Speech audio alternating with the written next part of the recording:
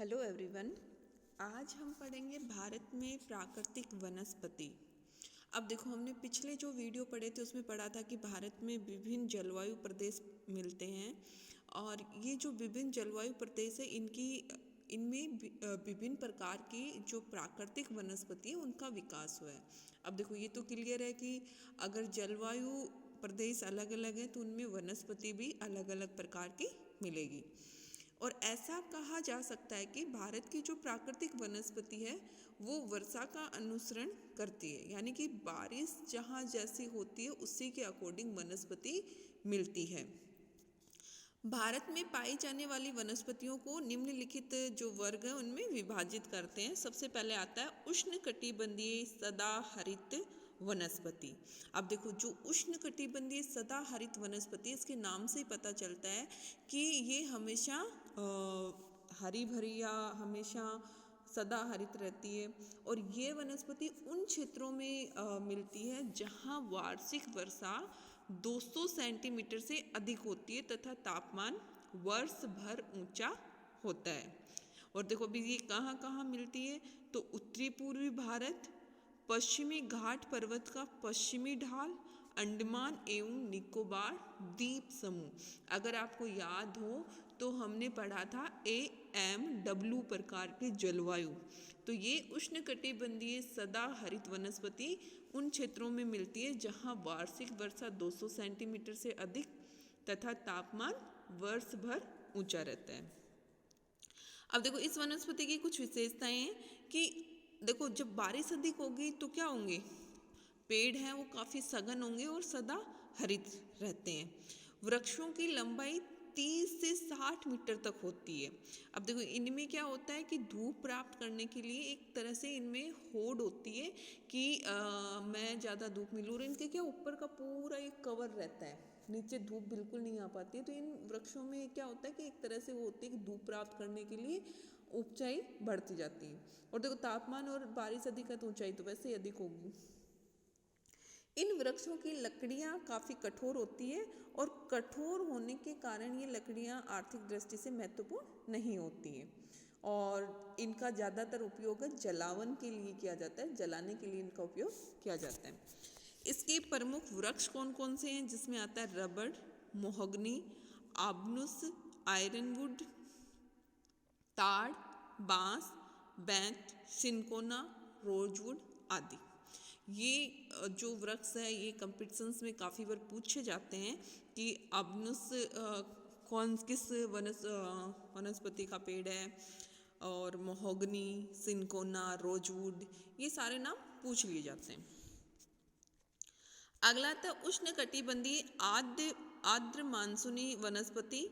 इस वनस्पति का विकास उन क्षेत्रों में होता है जहां वार्षिक वर्षा 100 से 200 सेंटीमीटर के बीच में होती है। इसे पतझड़ वन भी कहा जाता है। अब देखो, ये कहाँ पर मिलती है, तो पश्चिमी घाट पर्वत का पूर्वी ढाल, क्योंकि पश्चिमी ढाल पर तो सदाहरित वनस्पति मिलती है। साथ ही हिमालय का तराई क्षेत्र, बिहार, उत्तर प्रदेश, उड़ीसा, पश्चिमी बंगाल, महाराष्ट्र, आंध्र प्रदेश, कर्नाटक और मध्य प्रदेश। इसकी विशेषता क्या है कि जब शुष्क ग्रीष्म ऋतु आती है तो ये आर्द्रता की कमी के कारण क्या करते हैं, अपनी पत्तियों को गिरा देते हैं ताकि नमी नष्ट ना हो। और इनकी जो औसत ऊंचाई है वो 20 से 45 मीटर होती है। मानसूनी जो वन है वो आर्थिक दृष्टि से काफ़ी महत्वपूर्ण है। इसकी जो प्रमुख वृक्ष है वो है सागवान, साल, चंदन, सहतूत, महुआ, आंवला, शीशम आदि। अगली आती है उष्णकटिबंधीय शुष्क मानसूनी वनस्पति। यह वनस्पति उन क्षेत्रों में मिलती है जहां वार्षिक वर्षा 50 से 100 सेंटीमीटर के बीच में होती है। अब देखो, जहां 200 सेंटीमीटर से अधिक होती है वहां सदाहरित, जहां 100 सेंटीमीटर से 200 के बीच होती है वहां आर्द्र मानसूनी, और जहां 50 से 100 सेंटीमीटर के बीच होती है वहां शुष्क मानसूनी वनस्पति मिलती है। किन किन क्षेत्रों में मिलती है, तो पूर्वी राजस्थान, उत्तरी गुजरात, पश्चिमी मध्य प्रदेश, दक्षिणी पश्चिमी उत्तर प्रदेश, दक्षिणी पंजाब, हरियाणा एवं पश्चिमी घाट पर्वत के वृष्टि छाया प्रदेश में। अब देखो इसकी क्या क्या विशेषताएं होती हैं। तो यहाँ वृक्षों की जो ऊंचाई है वो 6 से 9 मीटर तक होती है और जो वृक्ष की जड़ें होती है वो काफ़ी लंबी होती है ताकि वे गहराई से जल प्राप्त कर सकें। इन प्रदेशों की जो वृक्ष होते हैं उनकी छालें मोटी होती हैं, पत्ते भी मोटे होते हैं और कांटेदार होते हैं ताकि नमी को बचाया रखा जा सके। इसके जो मुख्य वृक्ष है वो है महुआ, बबूल, प्लास, तेंदू, खेर, बेर, बरगद और पीपल। अगली आती है मरुस्थलीय व अर्ध मरुस्थलीय वनस्पति। अब देखो यहाँ पर जो बारिश होती है वो 50 सेंटीमीटर से भी कम बारिश होती है और यहाँ जो पेड़ या वृक्ष होते हैं वो छोटी छोटी झाड़ियों के रूप में होते हैं। सामान्यतः इनकी ऊंचाई 6 मीटर तक होती है। वृक्षों की जड़ें लंबी, पतली, मोटी एवं कटीली होती है। अब देखो जो मरुस्थलीय व अर्ध मरुस्थलीय वनस्पति वो कहाँ मिलती है? पश्चिमी राजस्थान में, उत्तरी गुजरात एवं पश्चिमी घाट पर्वत का वृष्टि छाया प्रदेश। वृक्ष कौन से हैं? खजूर, नागफनी, बबूल। अब आता है ज्वारीय वनस्पति। अब देखो ज्वारीय वनस्पति उन क्षेत्रों में मिलती है जब निम्न डेल्टाई भाग या समुद्र तट या जब उच्च ज्वार का पानी आए और वो पानी जिस क्षेत्र में फैलता है नमकीन पानी, तो उस क्षेत्र में ज्वारीय वनस्पति मिलती है। और यहाँ पर जो कौन सी मिट्टी मिलती है? दलदली मिट्टी मिलती है। अब देखो जहाँ पर समुद्र तट या निम्न डेल्टाई क्षेत्र उनमें इस तरह की वनस्पति मिलती है, जैसे गंगा ब्रह्मपुत्र डेल्टा, महानदी, कृष्णा, गोदावरी, कावेरी आदि नदियों के डेल्टाई भाग एवं पूर्वी तथा पश्चिमी तट। इसके जो प्रमुख वृक्ष है उसमें मैंग्रोव, नारियल, सुंदरी, ताड़, बैंत, बांस, सोनेरिटा और फोनिक्स आदि। अब देखो जो गंगा ब्रह्मपुत्र का डेल्टा है उसको सुंदरवन डेल्टा कहते हैं। किसके कारण? कि वहाँ पर जो सुंदरी नामक जो ज्वारीय वनस्पति का वृक्ष है वो अधिकता से मिलता है, इस कारण से उस डेल्टा को सुंदरवन डेल्टा कहा जाता है। अगला आता है आर्द्र उपोष्ण पहाड़ी वनस्पति। ये वनस्पति प्रायद्वीपीय भारत में, अब देखो ये कहाँ पर मिलती है? प्रायद्वीपीय भारत में 1070 से 1500 मीटर की ऊंचाई पर मिलती है। और ये वनस्पति क्या है? सदाबहार है और वृक्षों की जो लकड़ियां हैं वो मुलायम होती है। वितरण पश्चिमी घाट पर्वत, पूर्वी घाट, नीलगिरी, कार्डेमम, अन्नामलाई की पहाड़ियाँ, ये सभी दक्षिणी भारत या प्रायद्वीपीय भारत में स्थित हैं। अगला आता है आर्द्र शीतोष्ण पहाड़ी वनस्पति। यह वनस्पति 1500 मीटर से अधिक ऊंचाई पर पाई जाती है। आर्द्र शीतोष्ण पहाड़ी वनस्पति, और ये भी प्रायद्वीपीय भारत में पाई जाती है और इनके वन अधिक सघन नहीं होते हैं और सतह पर झाड़ियाँ भी पाई जाती हैं। ये भी अन्नामलाई, नीलगिरी और पालनी की पहाड़ियाँ। अब देखो ये बिल्कुल जो दक्षिणी भारत में है, अन्नामलाई, नीलगिरी और पालनी की पहाड़ियाँ जैसे इस तरह से हैं। तो यहाँ अन्नामलाई, नीचे पालनी और कार्डेमम की पहाड़ियाँ इस तरह से एक लाइन में मिलती हैं। जबकि जो हमने इसके ऊपर पढ़ा था आर्द्र उपोष्ण पहाड़ी, तो वो पश्चिमी घाट और पूर्वी घाट पर भी जो पर्वत है उन पे भी मिलती है। इसके जो मुख्य वृक्ष है वो है मैग्नोलिया, यूकेलिप्टस और एलम आदि। केरल, कर्नाटक और तमिलनाडु में जो पश्चिमी घाट पर्वत के कम ऊंचाई वाली ढालों पर क्या मिलती है? उपोष्ण कटिबंधीय वनस्पति मिलती है।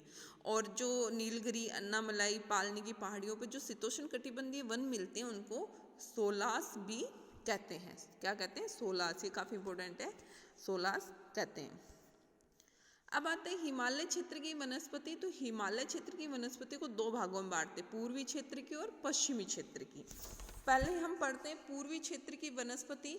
तो पूर्वी क्षेत्र की जो वनस्पति है उसमें पहली आती है उष्णकटिबंधीय आर्द्र पर्णपाती वन।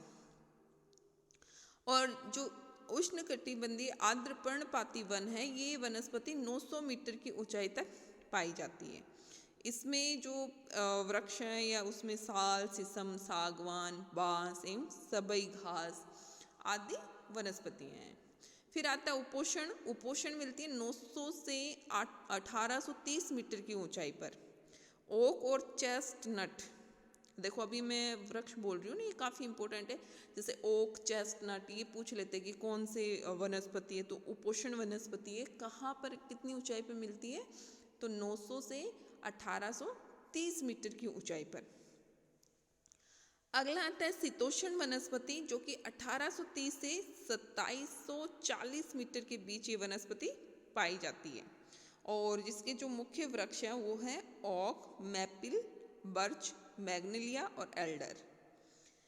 फिर आता है शीत शीतोष्ण वनस्पति। शीत शीतोष्ण वनस्पति की जो ऊंचाई है वो है 2740 मीटर से 3660 मीटर तक। और इसके जो प्रमुख वृक्ष हैं वो है चीड़, स्प्रूस, देवदार जैसे नुकीली पत्तियों वाले। अब देखो देवदार है वो शीतोष्ण वनस्पति है, मैपिल है वो शीतोष्ण है, और जो चीड़ है वो भी शीतोष्ण वनस्पति है। अल्पाइन वनस्पति, ये इम्पोर्टेंट है। अल्पाइन वनस्पति 3600 मीटर से ऊपर मिलती है। और इसके जो मुख्य वृक्ष हैं वो है सिल्वर फर, जूनिपर। टुंड्रा वनस्पति, तो ये टुंड्रा वनस्पति है, इसकी ऊंचाई है 4800 से ऊपर। और देखो टुंड्रा है तो वहाँ छोटी घासें, झाड़ियाँ, काई और फूल वाले पौधे मिलते हैं। ग्रीष्म ऋतु में घास उगने के कारण चारागाह का विकास होता है। यहाँ पर जो जनजातियाँ हैं वो ग्रीष्म ऋतु में आती हैं। शीतकाल में इन क्षेत्रों में क्या हो जाता है, बर्फ़ पड़ने से ये यहाँ पर पूरा बर्फ़ से ढक जाता है, तो वो लोग नीचे मैदानी या घाटियों में चले जाते हैं। पश्चिमी हिमालय वनस्पति, तो देखो पश्चिमी हिमालय पूर्वी हिमालय की तुलना में अधिक ठंडा एवं शुष्क है। क्यों? क्योंकि पूर्वी जो हिमालय है उसके पास समुंदर पड़ता है, तो इस कारण से वो शुष्क भी नहीं है और ज़्यादा ठंडा भी नहीं रहता है। पूर्वी हिमालय के विपरीत यहाँ पर परजीवी पौधे एवं फल का अभाव पाया जाता है।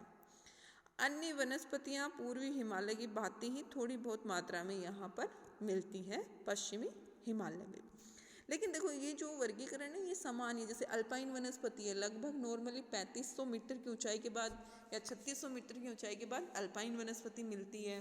900 मीटर से कम ऊंचाई पर उष्णकटिबंधीय आर्द्र पर्णपाती वन मिलते हैं। 900 से 1800 के बीच में उपोष्ण वनस्पति, 1800 से 2700 के बीच में शीतोष्ण वनस्पति, और 2700 से 3600 के बीच में शीत शीतोष्ण वनस्पति, और 4800 या 5000 के ऊपर टुंड्रा वनस्पति मिलती है। तो इस तरह से हमने आज पढ़ा भारत की जो प्रमुख प्राकृतिक वनस्पति है, जिसमें वर्षा की मात्रा के आधार पर, यानी कि देखो हमने देखा था सबसे पहले 200 से, फिर 100 से 200, 250 से 100, फिर 50 से कम, ज्वारीय वन, आर्द्र उपोष्ण पर्वतीय वन, आर्द्र शीतोष्ण पर्वतीय वन, फिर हिमालयी वन। तो इस तरह से ये थी भारत के प्रमुख प्राकृतिक वनस्पति।